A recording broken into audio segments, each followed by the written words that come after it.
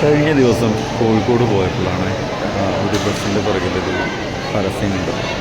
Kozhikode highlight മോളിൽ snow fantasy എന്ന് പറഞ്ഞിട്ടൊരു സംഭവം. ഒന്നും നോക്കിയില്ല, നേരെ ഹൈലൈറ്റ് മോൾ പോയി. ഹൈലൈറ്റ് മോൾ പോയപ്പോൾ അതിൻ്റെ നമ്മൾ ഫസ്റ്റ് ഫ്ലോറിലാണ് ഈ കാണുന്ന സംഭവങ്ങളൊക്കെ.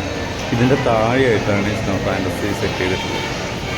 അപ്പോൾ നോക്കുമ്പോൾ 470 രൂപ കുട്ടികൾക്കും 530 രൂപ വലിയ ആളുകൾക്കാണ് ഇവിടുത്തെ ചാർജ്. കേട്ടോ, കയറിക്കഴിഞ്ഞാൽ 1 മണിക്കൂറാണ് ഒരു സമയം പറയുന്നത്. എന്തായാലും ഞങ്ങൾ 4 പേര് കയറി.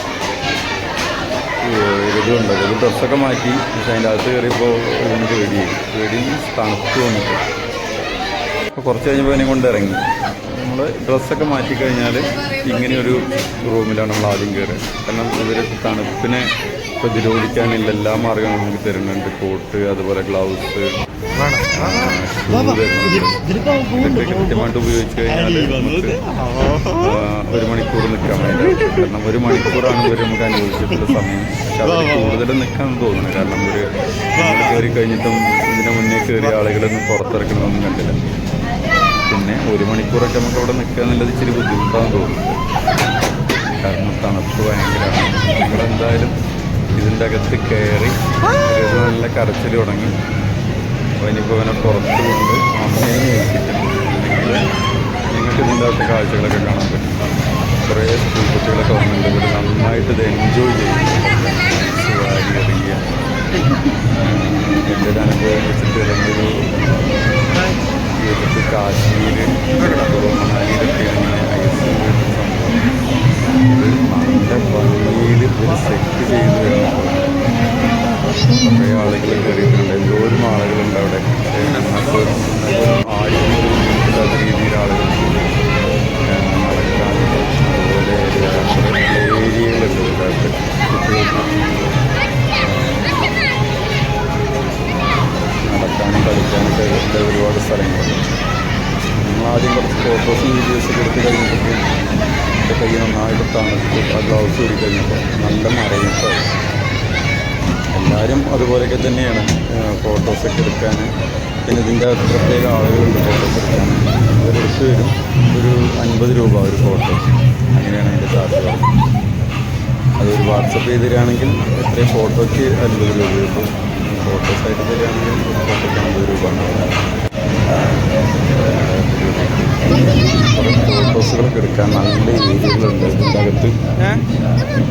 പിന്നെ അതുപോലെ ഇങ്ങനെ തണുപ്പ് എന്ന് പറഞ്ഞാൽ ഞാൻ ഒരു 530 രൂപ കൊടുത്താലും വലിയ നഷ്ടമൊന്നുമില്ല. കാരണം ഇതുപോലത്തെ ഒരു അനുഭവം വേറെ എവിടെയും സെറ്റ് ചെയ്ത് ഉണ്ടാവാം, ഞാൻ കണ്ടിട്ടില്ല എന്നേ ഉള്ളൂ.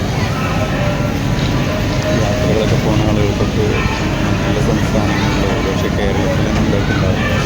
ഇതിന് മുന്നേ ഞാനിതിൻ്റെ പരസ്യം കണ്ടിട്ട് 2 വർഷം അതിന് ഇവിടുത്തെ ഹൈലൈറ്റ്. പക്ഷെ അങ്ങനെ പോകാൻ പറ്റിയില്ല. അത് പോയി കാണാൻ പറ്റില്ല. ഡാൻസൊക്കെ ചെയ്തത് ഇതിൻ്റെ അകത്ത് ഷോപ്പുണ്ട്. കോഫിയൊന്നുമില്ല. ഇതിങ്ങനെയൊക്കെ ഞാൻ ഫോട്ടോസ് വെള്ളഞ്ചേരി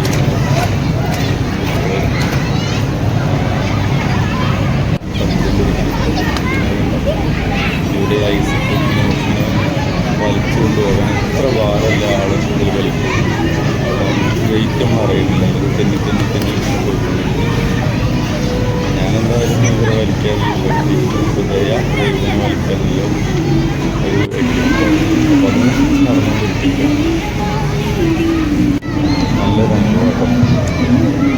കുറേ ഡാൻസേഴ്സ് ഉണ്ട്. ചെറിയ കുട്ടികളായാലും വലിയവരായാലും ഡാൻസ് ചെയ്തുകൊണ്ടിരിക്കും. കേൾക്കാമല്ലോ, നല്ല മ്യൂസിക് കേൾക്കാം.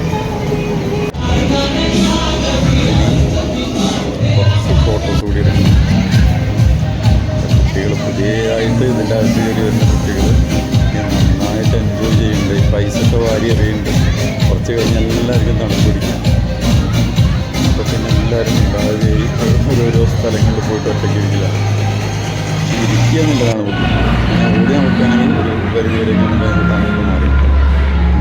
ഇപ്പോൾ ദൈവവും ഈ ഒരു റൈഡിൽ കയറിയിട്ടുണ്ട്.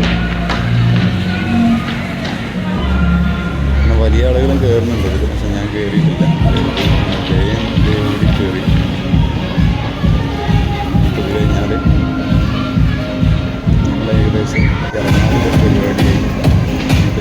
നല്ല തയ്യാറെടുപ്പിലാണ്. അപ്പോൾ അതിൻ്റെ അവസാനഘട്ട ചാട്ടം ആട്ടും പാട്ടൊക്കെയാണ്.